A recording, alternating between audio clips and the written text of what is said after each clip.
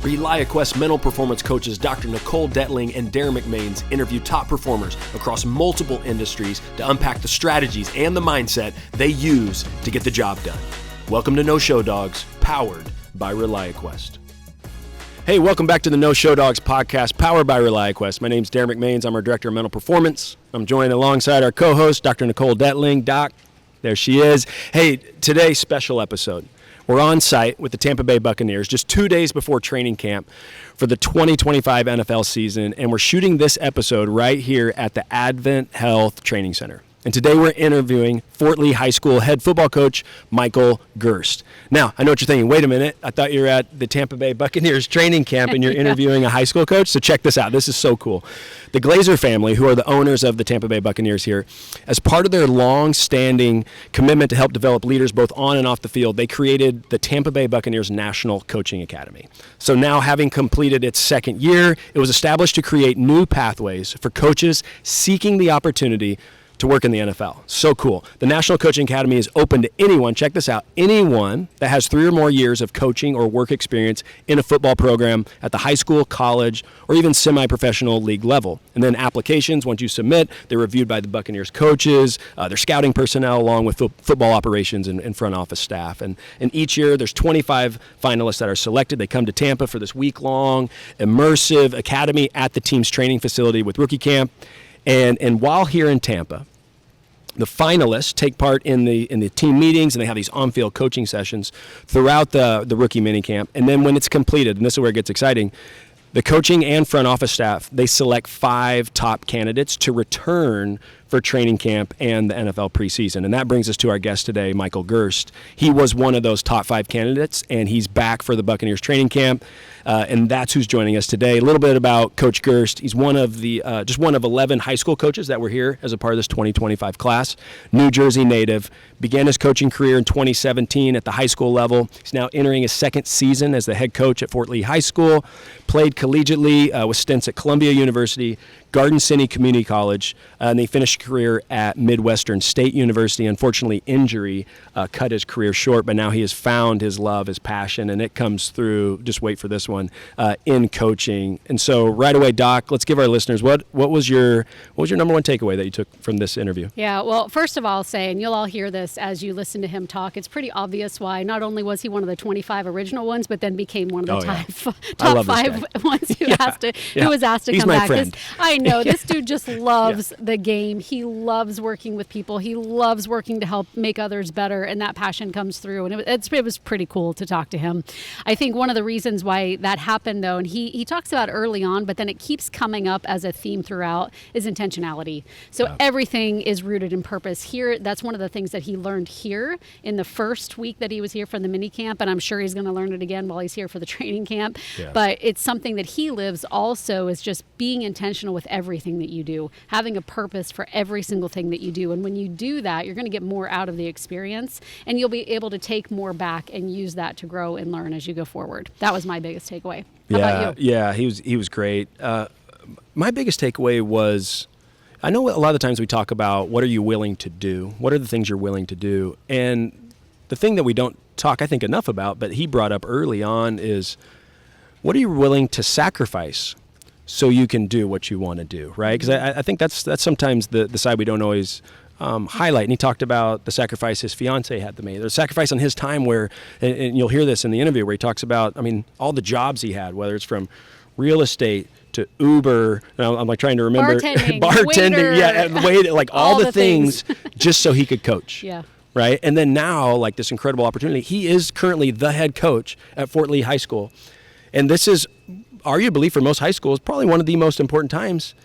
And he's got such a great staff around him, right, that they're willing now to, like, do a little bit more, right, and sacrifice more for him, right, to make this work so he can come down here and learn and bring that back to the program. And so I just think that was the thing that stood out to me most, is, like, one is, like, what are you willing to sacrifice so you can do what you want to do? And then he's such a likable guy. You can tell he loves his craft. He loves the people around him, that others around him are willing to sacrifice as well to help him accomplish his dream, right? Yeah. And I just think I just thought it was beautiful. Actually, I loved it. And so anyway, I know our listeners are going to love this interview. So check out our conversation with head football coach of Fort Lee High School, Michael Gerst. Coach, welcome to No Show Dogs. Thanks for having me. Oh, man, we're fired up that you're here. Hey, it's really exciting. Well, let's talk about that initial feeling, man. That initial feeling, when you got that call that you'd been selected to be a part of the Tampa Bay Buccaneers National Coaching Academy program. Like, just what was that feeling like, man? Take us through it. It was pretty special. But first, before I answer that, I kind of just wanted to thank you both for having me on. It's extremely special. I'm honored. I'm humbled to be on the same podcast as both of y'all. And I've seen the guests. I've listened to the guests, Coach DeBoer, Coach Whittingham, Coach Kelly, Olympians, national bull riders, World Series champions, CEOs, decorated veterans and fighter pilots. Literally the titans of this country. So I just wanted to thank you both for that. I also wanted to take time to thank the Glazier family. Coach Bowles and his staff, Jason and his entire team for seeing something in me during the interview process. It's been a dream of mine to be associated with the Shield since I was a little kid running around in my neighborhood in Little Falls playing Pop Warner ball with my friends. So it's amazing to be able to share our story. And I say our because there's just so many people that have sacrificed so much for me to be here. So back to your original question. Well, hold on, because now the way you answered that, I'm like, no wonder Mike's here. Like, no wonder Coach Gerst is here. So anyway, I'm like, gee whiz, that was fantastic. Thank you so much. And we're very grateful that you're here. Thank you. That's really special. So when I got the call, I was speechless for a second, and then immediately after, I called my fiance, Kimmy, and she started screaming on the phone with excitement. Cool. I called my family; they had a similar reaction, and these are the people that supported me through everything. And a lot of the coaches on this podcast talked kind of about that, how it's the hardest on them, that support system. Because I've had to miss a lot of birthday parties and events and weddings and all different kinds of things because of football. And I'm very lucky to have that support system. Because from day one, Kimmy knew she was dating a ball coach, so she kind of knew what came with that. The time, the effort, the preparation that goes into it, even at the high school level. And I think Coach Witt actually said it best when he was on here, when he was talking about the support system, especially your significant other. He said you either have great ones or exes. So I think that reigns pretty true. And I'll kind of leave it at that. So all the while I'm on the phone, your entire life kind of flashes, before your eyes, and I had this overwhelming sense of gratitude that came upon me. Everybody from during my time as a player, youth coaches, to my high school coach, Nunzio Campanelli, who was my first inspiration to get into coaching profession, and he really kind of changed my perspective with one of the days when we were in the war room and we were just one of our many talks that we had. And, he said to me, Gerst, if I defined my success by how much money I made, I wouldn't be very happy, would I? And that was something that really kind of stuck with me throughout my entire life. And then even beyond, I really just have to continue to thank, my JUCO coaches, college coaches. Then when I actually got my first job, I worked for a guy named Chet Parlavecchio, who was a former NFL player, NFL coach for the Titans. So it was pretty special, even in your first job in a small high school, to get to work for a guy like that. One of the most unique individuals I've ever met, by the way. So I just wanted to shout him out. Then Roger Kotlars was the guy who gave my first job to be an offense coordinator and get to call plays. I just also thought of all the players that I've coached, all the teammates that I've had and played alongside, because I feel like when I got here, it was for us, right? It wasn't just for me. Yeah, it's pretty cool. So you were here for 7 days in May for this initial mini training camp, right? What did you learn that surprised you the most during that 7 days? I don't think there was necessarily anything that surprised me, and I really just kind of credit those guys that I just mentioned for preparing me for this moment, because they're just such amazing people and they're way smarter than I am. So I've just always tried to take that attitude to be humble and to learn from anybody you talk to. Doesn't matter the interaction, but really just the coaches that I've been around, the players I've been around, really kind of helped prepare me for that moment. So I don't know if necessarily there was any one particular thing. Maybe kind of the thing that surprised me was just kind of how quickly you get immersed in the day-to-day.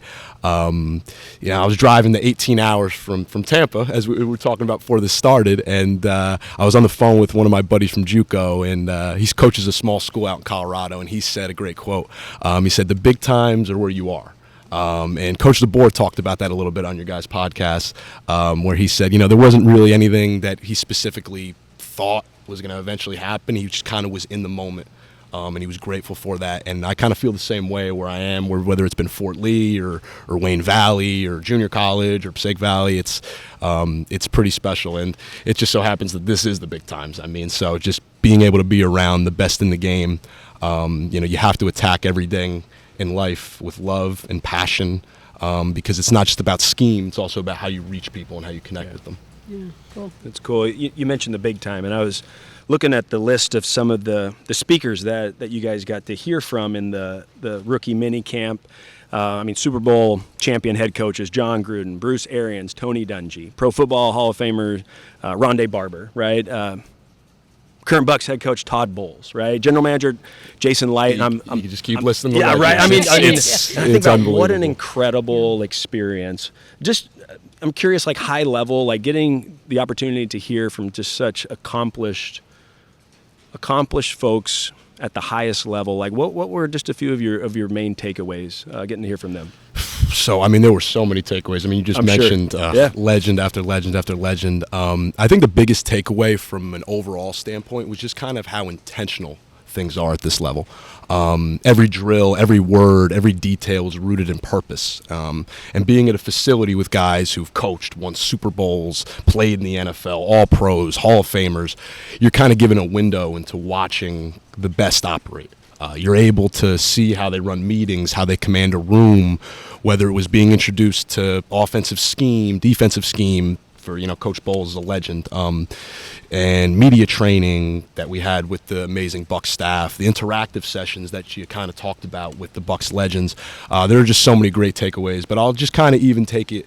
It's just a couple little things I brought back to Fort Lee with me, and I'll highlight Coach Grizz and Coach BMAC in the receiver room, because I was with the receivers for the week, and just how efficient they are, right? Because when you're in the NFL, you're on a clock, right? You're only allowed a certain amount of times. They were even talking about it today, like just recounting some of the old days and the 2-day practices, and now it's like the players got 9 days off and 11 practices, full padded practices heading into a season game. And when you think about that, you think about how efficient you have to be with your words. So I'll take like a coaching point that I would say to kids, but these guys just said it a little bit more efficiently, right? Like when a receiver goes to catch a ball, right? And he jumps when he doesn't have to. That would be like my thing. I'd be like, don't jump if you don't have to. Whereas Coach Grizz says stay grounded, right? Same coaching point, but more efficient, easier to communicate, something that you can always go back to. You don't have to waste all those syllables. Just, hey, stay grounded. That's it. Then I go to BMAC when he would talk about a guy runs a route at a certain depth. I would say, you have to take more steps on that route, where Coach BMAC would take an extra revolution, right? Same coaching point, more efficient. So just those two little things right there, for me, just even in coaching high school football was really cool. And I try to look for, like I said, any little thing I can find to help me be a better coach, be a better person, and help our team be a better team back in Fort Lee. So another big takeaway for me was not only just how great the Bucs staff was, top to bottom, but it was also how great the other coaches at the academy were. Because not only are they terrific football minds, but they're really, really high character people. Like-minded individuals, such as myself, that just love football. They're passionate about it. They want to just go out there and just give everything they got. And through the academy, it's just really important to understand that we don't have to change who we are. We just have to keep sharpening our craft in order to become the people we want to be and the coaches we want to be. Yeah, that's cool. So there were 20 coaches, is that correct? Yeah, 25. 25. Yes. So there were 25 in May. Mm-hmm. 5 were selected to come back and invited Yes. to training camp, and you were one of those 5. That's pretty impressive. Congratulations, Thank first you of very all. much. Thank you. But It's an second of honor. all, I'm curious then, what do you think set you apart from the other coaches? I would really just think that my passion for the game is something that we all have, but I just think for me personally, like how I stood out is my ability to communicate with people, and it kind of goes back to what I was saying originally. It's being able to reach people, right? And it's like the old adage, they don't care how much you know until they know how much you care. And for me, since I was a kid, since I was a player, I've always found joy in the success of others, and I just really feel like that's the thing. Beyond, because like you said, they're all great coaches, and Of course. So I think those things and that passion and that genuine joy that I have when I see somebody get it and it clicks. I mean, I'm not sure if that's what it was, but I would like to think that played a role. Yeah, that's great. For sure. And I mean, we can both echo that. In our careers, the best coaches we've been around truly do get the joy of watching others succeed, right? And it's that joy that pushes you to get into the details, to push yourself over and over, to be the first there. I mean, you're there before the training staff, you're there before everybody, and you're the last to leave, right? And it's that joy to see people get it, that joy to help others achieve their dreams is that coaching thing that I don't know if you can teach it, but you know it when you see it. You know what I mean? Like, you can see it in people and you're like, she loves what she does, or he gets it, and so I love to hear you saying that. Thank you. You think about training camp, I mean, it starts in a couple days, like officially. I mean, it's coming, right? Yeah. I mean, we're a couple sleeps away now, so what are you looking most forward to training camp here coming up? I mean, there are so many things I'm so excited for because, like I said, this is a dream of mine to be associated with the Shield since I was a little kid. But I'm just so glad you asked that question because I am just beyond excited for the intensity and the competition. The NFL is the pinnacle of sports and elite athletic environments. Getting to work with the Bucs staff in the meeting rooms, the best in the world, is something that's so special. You're around first ballot Hall of Famers like Mike Evans, future Hall of Famers like Mike Evans, Vita Vea, Chris Godwin, Baker Mayfield, Tristan. I mean, you could just run down the list, Bucky Irving, of the greats that you get to be around. So just get to watch that level of competition and be small part of it, being able to contribute towards it is something I'm really looking forward to. I'm also looking forward to just continue to learn, to be a sponge again, to be around that level of football, that attention to detail, and continuing to grow as a coach. Every time I get around that environment, like I said, I bring something back valuable to Fort Lee. And the other thing I was really looking forward to, and I've already had a chance to in the short time I've been here, is connecting with the other fellows again, whether it's Rob Ayers, who spent a decade in the NFL and coached at Tennessee, Peyton Party, who's a UFL coach, Nadine and Henry, who coach overseas. We're all just wonderful coaches and wonderful people. And iron sharpens iron. And other coaches who are extremely passionate about this great game is always motivating, getting to be around them. No Show Dogs is brought to you by ReliaQuest, a global leader in cybersecurity. ReliaQuest helps enterprise cybersecurity teams contain threats in minutes with its AI-powered security operations platform, Gray Matter. ReliaQuest makes security possible for the most trusted enterprise brands in the world. Learn more at ReliaQuest.com. So there's things you're looking forward to, right? But I think in any new environment, especially doing something that you've never done before, there's probably like a little kind of a little worried about this, Like, is there anything that comes to mind that you're a little worried about coming up here in training? Well, I would say probably my biggest worry is honestly my boys back home in Fort Lee and our team, because somebody's got to guard the bridge because that's where our school is. It's right on the GW. And with that said, I'm very lucky to have a tremendous group of people that coach with me, who are very high character people and care so much about the kids. And even while I'm here at training camp, I mean, I hear coaches say it all the time, and I know we echo it. The standard is the standard. And just because I'm not there doesn't mean that we can't hammer home the fundamentals that we constantly preach. And I have the utmost confidence that that'll get done. And also, the thing I'm worried about is also just being mindful not to let the moment pass too quickly. There's so much going on during training camp, like you said, like the bullets are flying, things are going, and it's easy to get caught up in the schedule and miss like those little moments, right? Like the one-on-one conversations, the coaching points, the details. So I want to make sure I stay present in the moment, be where my feet are, and just soak up everything I can, because this is a once-in-a-lifetime chance.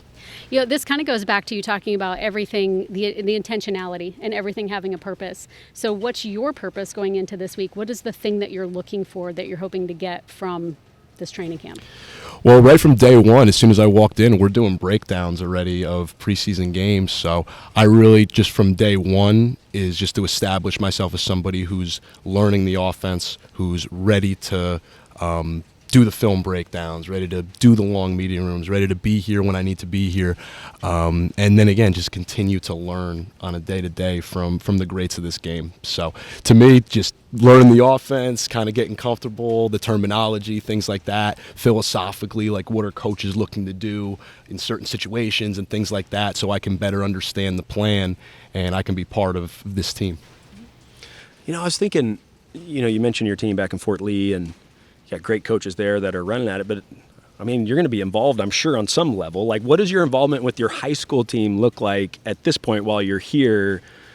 I don't know. I'm just really curious how you're going to run it. So it's a great question. I really appreciate you asking, because I know my boys back in Fort Lee, and our boys will be psyched to hear them get mentioned on the podcast.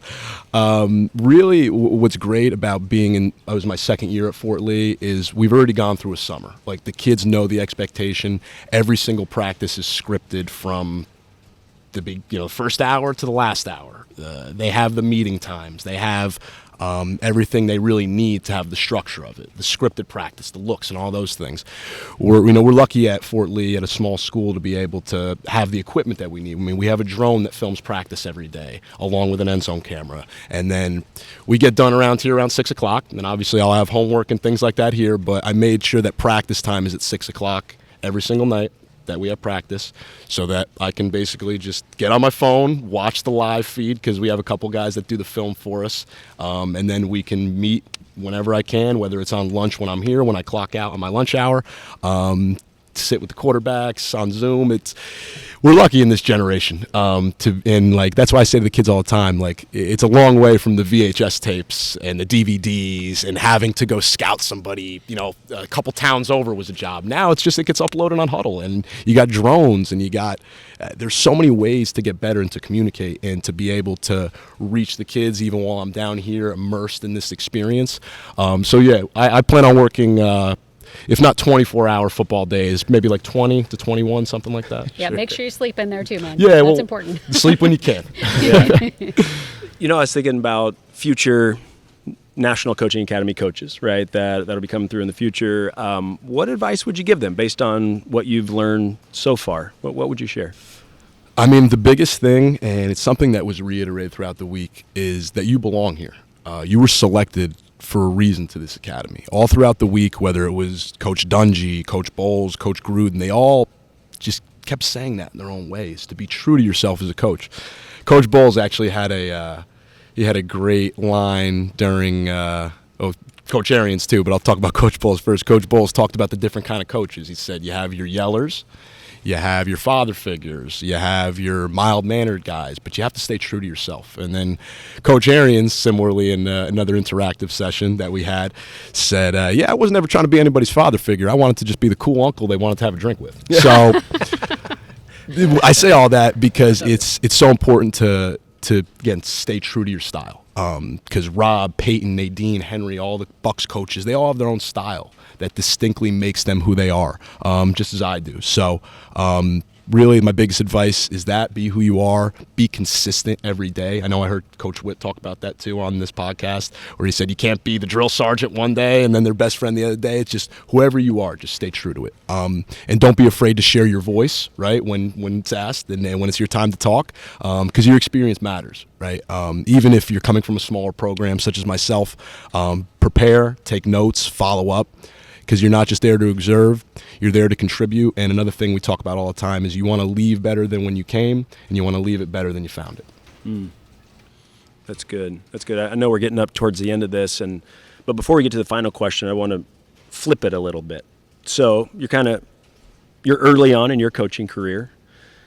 So based on what you've learned here, and I think we've kind of heard it, but I'm curious what you would say specifically to this. Based on what you've learned here, what are maybe a few things that you're going to be willing to do, or that you're going to change in how you do things going forward, based on what are you taking away from that has directly impacted, whether that's your mindset, your philosophy, your behaviors? Yeah, I would really talk about the communication is really the biggest thing, because I'm a very passionate person and I can get emotional sometimes and kind of get wrapped up in things, but I really think it's just staying consistent, focusing on the communication aspect of things, always stay poised, always be able to communicate clearly to the kids. Because, I mean, if you can't teach it, especially at the high school level, you can't teach it to a 5th or a 6th grader, you can't expect kids in high school to know it when they're tired and when we're in the 4th quarter. So really just, again, that intentionality.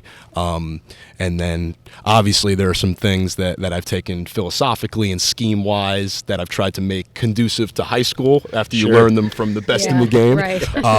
So really that's why I've tried to focus on obviously the big picture things, the philosophical things, but also like those details, like those little details that can make such a huge difference.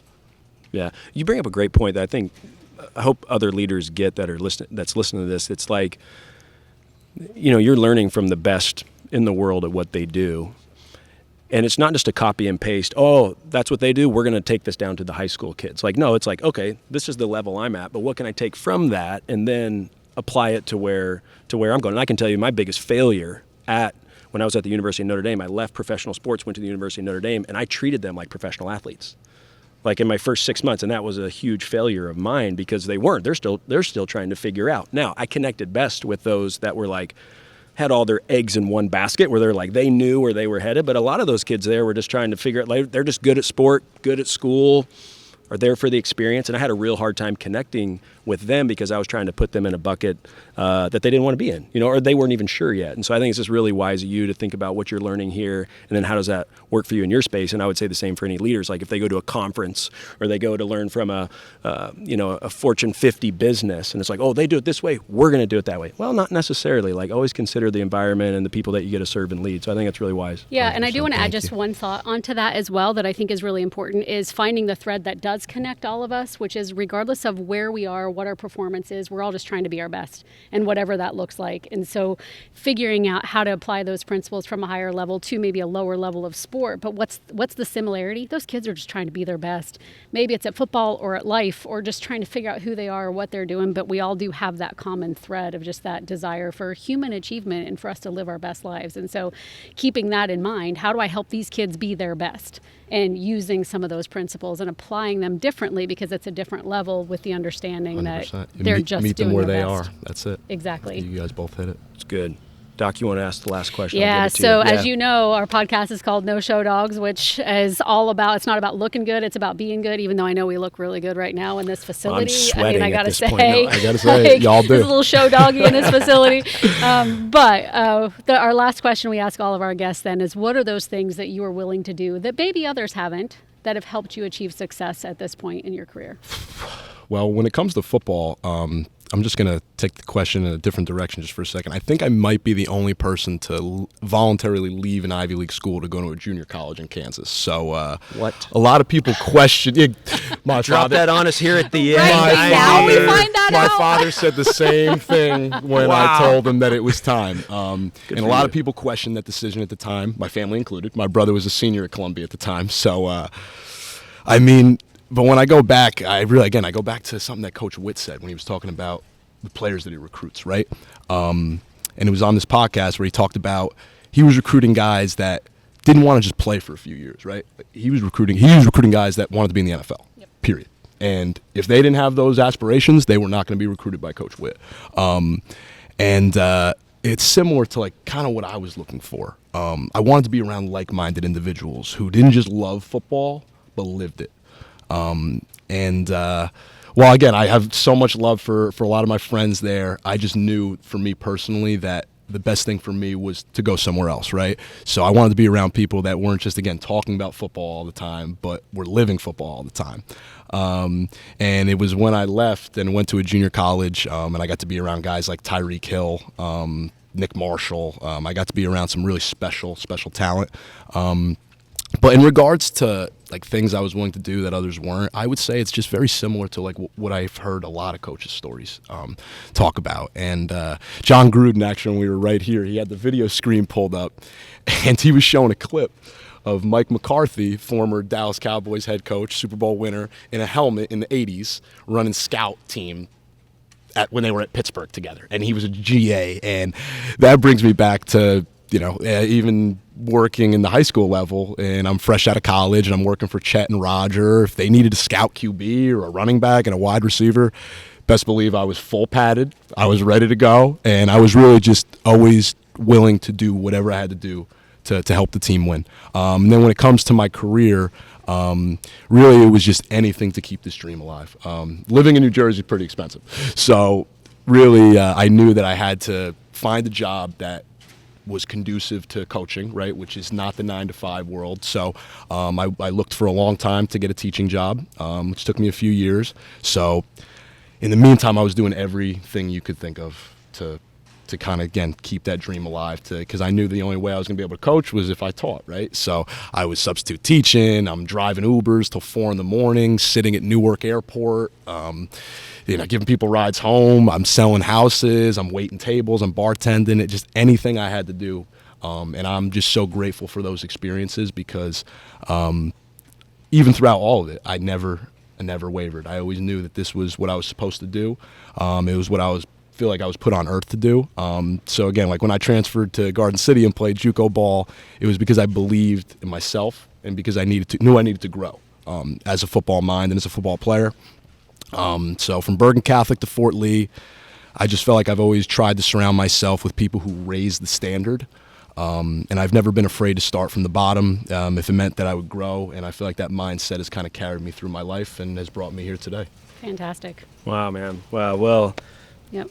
We get it. Like, Yep. we know why you're here. We know why you're one of the top 5. Absolutely. Really obvious. Congrats on that again. Thank you so much. Coach, thank you so much for joining us today on the No Show Dogs podcast, man. Best of luck to you going forward. We'll definitely be following Fort Lee for sure. I appreciate seeing it. how things are going. And, yeah, man, go out and make it a great today. Thank you very much. Yep.